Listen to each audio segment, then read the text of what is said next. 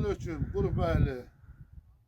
Mən Mansur Qurtlar kəndindən bu günlərim Camığın xaşı ilə gəlmişik qardaş.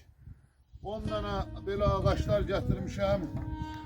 10 dənə yolkadır, bax belə səhvlərdir. Əhmişik.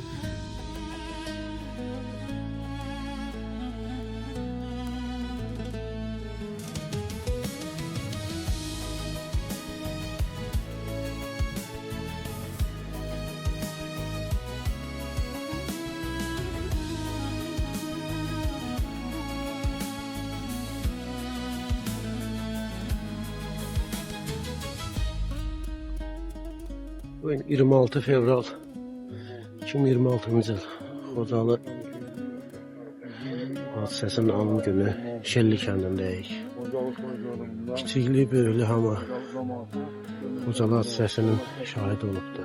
Bugün də biz də kənd olaraq gəlmişik və həmin gün kəndimizin Xocalı sakinləri uğrunda şəhid olan övladları, oğlanların yad edirik. Allah hamısına rəhmət eləsin.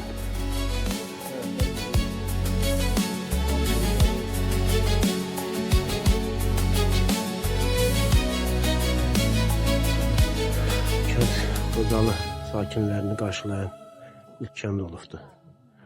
Həmin gün, həmin hadisə günü.